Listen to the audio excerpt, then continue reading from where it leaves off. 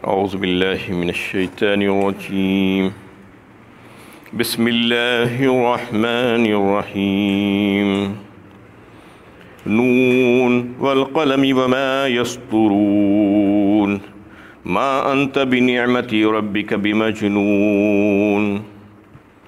نون یہ حروف مقطعات میں سے ہیں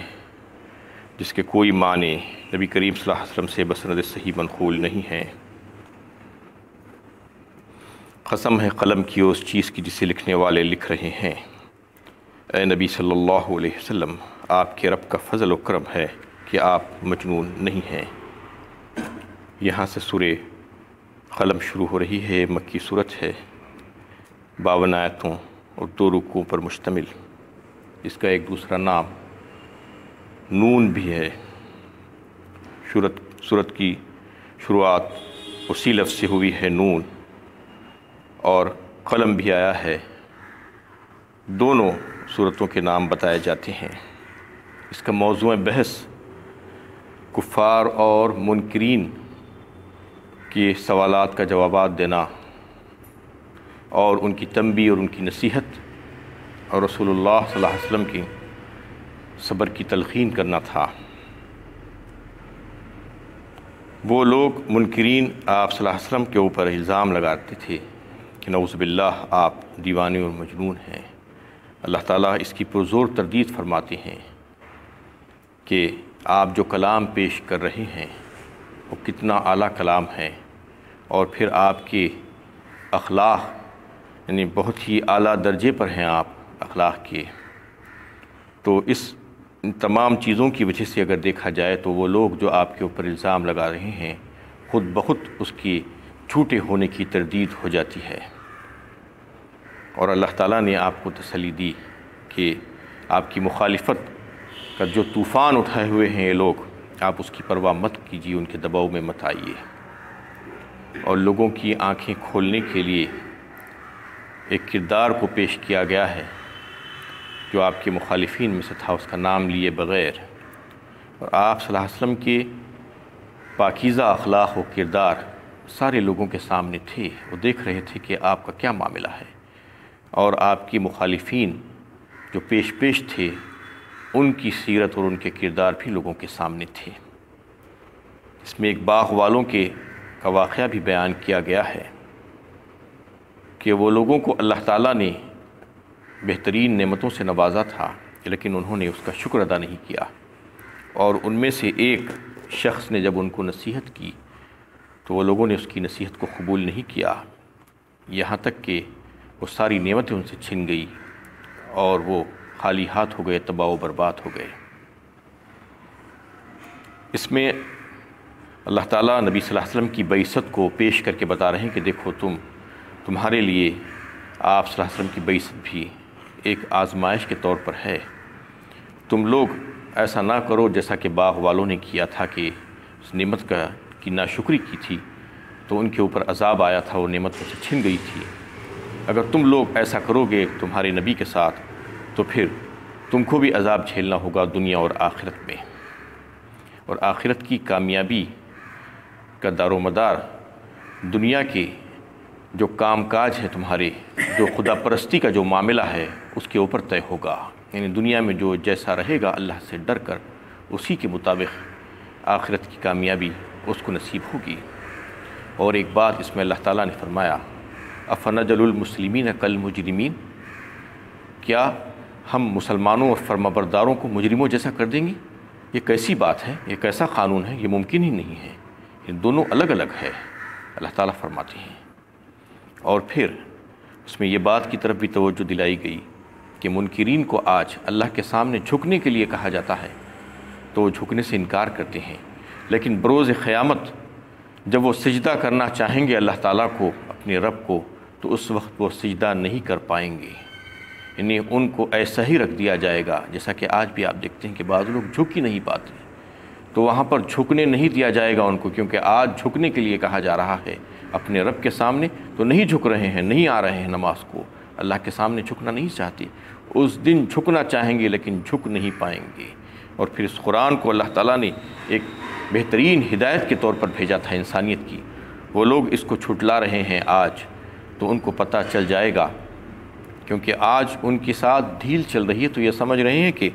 ہم جو کچھ بھی کر رہے ہیں بہت اچھا کر رہے ہیں، صحیح جا رہے ہیں، اس لیے اللہ تعالیٰ ہمیں عذاب میں نہیں پکڑ رہا ہے۔ ان کو معلوم ہونا چاہیے کہ یہ ڈھیل ہے، ایک موقع آئے گا جب ان کو عذاب میں جکڑ دیا جائے گا، تو اس وقت ان کو پتہ چلے گا کہ ان کی جو بدعمالیاں تھیں اس کی وجہ سے ان کا کیا انجام ہوا۔ اللہ کے نبی صلی اللہ علیہ وسلم کے تعلق سے بتایا گیا کہ وہ تبلیغ جو کر رہے ہیں تم سے کچھ معاوضہ نہیں مانگ رہے ہیں، تم سے کچھ اجر نہیں چاہ رہے ہیں، بلکہ بے لوث کر رہے ہیں، اللہ کی خاطر تمہارے سامنے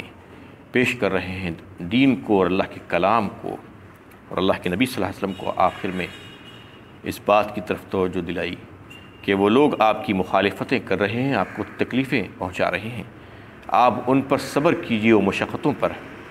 آپ بے صبری کا مظاہرہ مت کیجئے، جیسا بے صبری کا مظاہرہ حضرت یونس علیہ السلام نے کیا تھا، آپ صبر سے رہیے۔ سورت کی شروعات ہوتی ہے نون والقلم یوما یسطرون کہہ کر۔ نون تو حروف مقطعہ میں سے ہے جو اس سے پہلے بھی آ چکے ہیں یہ الفاظ، اور قلم کی قسم کھائی گئی ہے واؤ کہہ کر۔ واؤ جب کسی چیز سے پہلے آتا ہے تو اس کا مطلب یہ ہوتا ہے کہ قسم کھانا۔ اور قلم کہا، قلم 3 قسم کے اللہ تعالیٰ نے پیدا فرمائے ہیں اس کائنات میں۔ ایک قلم تو وہ ہے جس کو سب سے پہلے اللہ تعالیٰ نے اس کی تخلیق فرمائی، اس کو پیدا فرمایا، حضرت عبادہ بن صامت رضی اللہ تعالیٰ عنہ اس حدیث کو روایت کرتے ہیں جو ترمذی شریف میں ہے۔ فرمایا آپ صلی اللہ علیہ وسلم نے کہ اللہ تعالیٰ نے قلم کو پیدا فرمایا، اس کے بعد اس کو حکم دیا کہ لکھ۔ قلم نے کہا کیا لکھوں؟ پھر اللہ تعالیٰ نے اس کو حکم دیا کہ لکھ، تقدیر الہی کو لکھ دے۔ تو اس نے اللہ کے حکم سے ان سارے معاملات اور واقعات اور حالات جو قیامت تک پیش آنے والے تھے اس کو لکھ دیا۔ اور حضرت عبداللہ بن عمر رضی اللہ تعالیٰ عنہ اس حدیث کو ایک روایت کرتے ہیں جو صحیح مسلم میں ہے۔ فرمایا رسول اللہ صلی اللہ علیہ وسلم نے کہ کائنات کی تخلیق سے پہلے، زمین و آسمان کی تخلیق سے 50,000 سال پہلے اللہ تعالیٰ نے ساری مخلوقات کی تقدیر لکھ دی تھی۔ اور قلم کو جو پیدا کرنے کا جو بات بتائی گئی ہے کہ ایک قلم تو یہ ہوا جو تقدیر الہی کو لکھنے کے لیے پیدا کیا گیا تھا، دوسرا قلم وہ ہے جو فرشتے استعمال کرتے ہیں، جو لکھتے ہیں فرشتے اس سے، اور تیسرا قلم وہ ہے جو انسان استعمال کرتے ہیں، انسان اس کو لکھتے ہیں اس کے ذریعے سے۔ یہ 3 قلم کا تذکرہ آتا ہے احادیث میں۔ حضرت قتادہ رضی اللہ تعالیٰ عنہ ایک حدیث کو روایت کرتے ہیں، بتایا کہ قلم انسان کے لیے بڑی زبردست نعمت ہے جو اللہ تعالیٰ نے اس کو عطا فرمائی ہے، اس لیے اللہ تعالیٰ نے قلم کی قسم کھائی ہے اس سے پہلے کہ آپ صلی اللہ علیہ وسلم پہ وہ لوگ جو الزام لگا رہے تھے اس کی تردید کرنے کے لیے پہلے قلم کی قسم کھا کر اللہ تعالیٰ نے فرمایا۔ یہ کس وجہ سے کھائی؟ کیونکہ سب سے پہلا قلم اگر اس سے مراد ہے جو تقدیر الہی کو لکھنے والا تھا تو وہ بہت بڑا عظیم قلم تھا، اور اس کے ذریعے سے اللہ تعالیٰ نے تقدیر الہی کو لکھا، اور وہ سب سے پہلے مخلوقات میں پیدا ہونے والا قلم تھا۔ اور اگر اس سے مراد وہ سارے قلم ہیں جو انسان استعمال کرتے ہیں تو وہ بھی جو ہے بہت عظیم ہیں، اس وجہ سے کہ دنیا کے سارے اہم کام قلم ہی کے ذریعے سے ہوتے ہیں، قلم کے بغیر نہیں ہو پاتے۔ علم بالقلم جو کہا اللہ تعالیٰ نے، یہ تیسرا ہی قلم ہے، انسان کو قلم کے ذریعے سے تعلیم دی۔ سورہ الق میں جو فرمایا اللہ تعالیٰ نے، تو اس میں اللہ تعالیٰ قسم کھا رہے ہیں قلم کی، وما یسطرون، اور جو لکھا جا چکا ہے اور جو لکھا جانے والا ہے قیامت تک کے لیے، جو بھی لکھا جائے گا اس قلم کے ذریعے سے اس کی قسم کھاتے ہیں۔ ما انت بنعمت ربک بمجنون، اور فرماتے ہیں کہ اے نبی صلی اللہ علیہ وسلم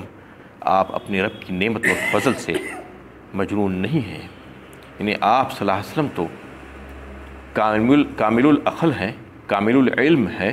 جامع الفضائل رسول ہیں، آپ کے تو ایسی فضیلتیں ہیں،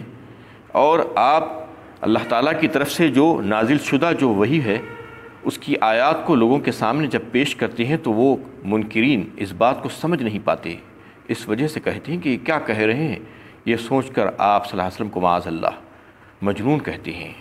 اور اس وجہ سے بھی کہ آپ صلی اللہ علیہ وسلم یعنی لوگوں کو دین سمجھانے کے لیے اور عقائد کی تعلیم دینے کے لیے جو اٹھے ہیں، اور قوم کو اور ساری دنیا کو، دنیا کے سامنے انہوں نے جو عقیدہ پیش کیا، جو ایک اللہ کی عبادت، توحید کا جو عقیدہ پیش کیا، اور سارے جو اس وقت موجودہ جو عقائد تھے اس کو نفی کر دی، اور کہا کہ سوائے اللہ کی ذات کی کوئی اور عبادت کے لائق ذات ہو ہی نہیں سکتی۔ اور یہ کام آپ نے کسی جتھے کے ساتھ مل کر نہیں کیا، کسی گروپ کے ساتھ مل کر نہیں کیا، بلکہ تنہا آپ اٹھ کر کھڑے ہو گئے تھے ساری دنیا سے مقابلہ کرنے کے لیے، اور وہ ایک عقیدہ لے کر سارے عقائد سے ٹکراتے ہوئے، اور آپ کے پاس کوئی ہتھیار نہیں، کوئی لوگ نہیں، کوئی جتھا نہیں، کوئی لشکر نہیں تھا۔ یہ تمام باتیں دیکھتے ہوئے وہ کفار یہ کہنے لگے کہ یہ تو مجنون ہے، معاذ اللہ، یعنی کوئی عقلمند انسان ساری دنیا سے ٹکرا سکتا ہے کیا؟ یہ سمجھ نہیں پا رہے تھے۔ تو یہ اس وجہ سے بھی وہ لوگ آپ صلی اللہ علیہ وسلم کو مجنون کہہ رہے تھے۔ اللہ تعالیٰ اس بات کی پرزور تردید کرتے ہیں کہ آپ ہرگز مجنون نہیں ہیں، یعنی مجنون تو ایسا نہیں ہوتا، ایسے کلام کا کرنے والا، ایسے کلام کا پیش کرنے والا مجنون ہو سکتا ہے کیا؟ وَإِنَّكَ لَكَ لَأَجْرًا غَيْرَ مَمْنُونَ فرمایا اس کے فوراً بعد اللہ تعالیٰ نے، یقیناً آپ کے لیے ایسا اجر ہے جس کا سلسلہ کبھی ختم ہونے والا نہیں ہے۔ یعنی اللہ کے نزدیک آپ کا جو مقام اور جو مرتبہ ہے، اور آپ کے لیے اللہ تعالیٰ نے جو اجر لکھ کر رکھ دیا ہے، وہ کبھی منقطع، کبھی ختم ہونے والا نہیں ہے، وہ دائمی اجر ہے آپ کے لیے، بہترین اجر اللہ تعالیٰ نے آپ کے لیے لکھا ہے، اس وجہ سے کہ آپ جو تعلیمات جو پیش کر رہے ہیں اللہ کے حکم سے، وہ ایسی بہترین تعلیمات ہیں۔ مجنون کو تو اس کی مجنونانہ حرکتوں پر کوئی اجر نہیں ملتا، آپ چونکہ نبی برحق ہیں اس لیے آپ کو اپنی مساعی جمیلہ کا اجر مسلسل ملتا رہے گا۔ وَإِنَّكَ لَعَلَىٰ خُلُقٍ عَظِيمٍ، اور بے شک آپ اخلاق کے بڑے مرتبے پر فائز ہیں۔ اس کے تعلق سے کئی ایک احادیث آئی ہیں۔ اللہ تعالیٰ یہ بتانا چاہ رہے ہیں کہ آپ کے اخلاق تو اتنے اعلیٰ درجے کے ہیں کہ آپ مجنون کیسے ہو سکتے ہیں؟ ذرا غور تو کرو کہ آپ کے اعمال، آپ کے اخلاق اور آپ کی تعلیمات، آپ جو کام کر رہے ہیں وہ کیسے ہیں؟ کیا یہ مجنون ایسے کام کر سکتا ہے؟ حضرت عبداللہ ابن عباس رضی اللہ تعالیٰ عنہ اس حدیث کو روایت کی ہیں، اور فرمایا کہ خلق عظیم سے مراد خلق دین کہا۔ خلق دین کا مطلب یہ ہے کہ دین حق، دین اسلام، اللہ تعالیٰ جس دین کو بے حد پسند فرماتے ہیں، جو محبوب ہے اللہ تعالیٰ کو، وہ دین اس سے مراد وہی ہے خلق عظیم۔ اور حضرت عائشہ رضی اللہ تعالیٰ عنہ فرماتی ہیں کہ اس سے مراد یعنی وہ ہے کہ قرآن کریم وہ اخلاق، وہ اعلیٰ درجے کے اعمال کی طرف توجہ دلاتا ہے، اس کی تعلیم کرتا ہے، جس کا بہترین اور عملی نمونہ آپ صلی اللہ علیہ وسلم تھے، آپ کی ذات مبارکہ تھی۔ ایک اور حدیث میں حضرت عائشہ رضی اللہ تعالیٰ عنہ فرماتی ہیں کان خلقہ قرآن، آپ کے اخلاق قرآن کے مطابق تھے، آپ کا چلنا پھرنا، آپ کے سارے کام کاج، بات چیت کرنا، سب کچھ جو ہے قرآن ہی کے مطابق تھا۔ یہ احمد، مسلم، ابو داؤد، نسائی اور ابن ماجہ میں حدیث آئی ہے۔ آپ نے دنیا کے سامنے محض قرآن کی تعلیم ہی پیش نہیں کی تھی، بلکہ خود اس کا مجسم نمونہ بن کر دکھایا۔ جن باتوں کا قرآن مجید نے حکم دیا گیا، آپ نے ان پر سب سے زیادہ عمل فرمایا، جن باتوں سے منع کیا گیا ان سے کامل اجتناب فرمایا۔ اور حضرت عائشہ رضی اللہ تعالیٰ عنہ ایک اور حدیث میں جو ہے روایت کرتی ہیں کہ آپ صلی اللہ علیہ وسلم نے کبھی بھی کسی خادم کو نہیں مارا، کبھی بھی کسی عورت پر آپ صلی اللہ علیہ وسلم نے ہاتھ نہیں اٹھایا، سوائے اس کے کہ جہاد فی سبیل اللہ میں کفار اور مشرکین قتل کیے گئے آپ کے ہاتھ سے بھی۔ اور کبھی بھی آپ نے کسی سے انتقام نہیں لیا، کسی پر غصہ نہیں ہوئے، یعنی صرف وہ کاموں پر جس پر اللہ تعالیٰ کے حکموں کی خلاف ورزی کی گئی ہے تو پھر اس پر آپ نے شرعی سزائیں جاری فرمائی، اس کے علاوہ آپ کسی سے انتقام نہیں لیے۔ حضرت انس رضی اللہ تعالیٰ عنہ ایک حدیث کو روایت فرماتے ہیں جو صحیح بخاری اور صحیح مسلم میں ہے کہ انہوں نے کہا کہ میں رسول اللہ صلی اللہ علیہ وسلم کی خدمت میں 10 سال تک رہا، اور کبھی بھی آپ صلی اللہ علیہ وسلم نے مجھ سے یہ نہیں کہا کہ یہ کام تم نے کیوں کیا، اور کبھی یہ نہیں کہا کہ یہ کام تم نے کیوں نہیں کیا۔ اور ایک حدیث جو صحیح بخاری میں ہے، حضرت انس رضی اللہ تعالیٰ عنہ روایت کرتے ہیں، فرمایا کہ رسول اللہ صلی اللہ علیہ وسلم کے انہیں اخلاق، مکارم اخلاق کا معاملہ تو ایسا تھا کہ مدینے کی کوئی ایک باندی بھی آ کر آپ کا ہاتھ پکڑ لیتی تھی اور آپ کو جہاں چاہیں لے جا سکتی تھی۔ یہ معاملہ تھا آپ کا کہ اتنے بڑے نبی سید الانبیاء ہیں، اس کے باوجود جو چاہے کر سکتا ہے، آپ کو جہاں چاہے لے جا سکتا ہے، اور آپ چلے جاتے ہیں بغیر کسی سوال و جواب کے۔ اور حضرت عائشہ رضی اللہ تعالیٰ عنہ ایک اور حدیث روایت کرتی ہیں کہ آپ صلی اللہ علیہ وسلم جو ہے ہمیشہ اچھے اخلاق والے تھے، اور حسن و اخلاق کے تعلق سے آپ صلی اللہ علیہ وسلم نے فرمایا کہ ایک مسلمان اپنے اچھے اخلاق کی بنا پر کسی ایسے شخص کے عمل کے برابر ہو جاتا ہے جو رات رات بھر عبادت کرتا ہے اور دن دن بھر روزہ رکھتا ہے۔ اور ایک حدیث میں حضرت جابر رضی اللہ تعالیٰ عنہ اس حدیث کو روایت کی ہیں کہ فرمایا کہ رسول اللہ صلی اللہ علیہ وسلم نے کہ اچھے اخلاق بہت بہترین چیز ہے، اور اس کو جو ہے اختیار کرو، اور یعنی وزن جو ہے سارے اعمال کے مقابلے میں اچھے اخلاق کا سب سے زیادہ ہو جائے گا تمہارے اعمال نامے میں۔ کئی ایک احادیث جو ہے یعنی وارد ہوئی ہیں اس سلسلے میں آپ صلی اللہ علیہ وسلم کی اخلاق کے متعلق۔ اور ایک حدیث میں حضرت جابر رضی اللہ تعالیٰ عنہ نے فرمایا کہ آپ صلی اللہ علیہ وسلم سے کبھی کسی نے سوال کیا تو آپ صلی اللہ علیہ وسلم نے کبھی بھی نہ نہیں کہا کس کو بھی، یعنی کبھی بھی انکار نہیں کیا۔ یہ کہ آپ کے اعلیٰ اخلاق کے ہونے کا جو ہے نمونہ تھا کہ آپ صلی اللہ علیہ وسلم کی اخلاق کتنے اعلیٰ تھے۔ یہ تمام باتیں سامنے رکھتے ہوئے اگر دیکھیں تو پتہ چلتا ہے کہ آپ یعنی انسانیت کی اخلاق یعنی معاملے میں سب سے زیادہ اعلیٰ اخلاق پر تھے، یعنی ایک نمونہ تھے آپ اخلاق کا، جو ہر طریقے سے اگر دیکھیں تو بھی جو ہے آپ صلی اللہ علیہ وسلم سب سے اعلیٰ درجے پر تھے۔ وآخر دعوانا ان الحمد للہ۔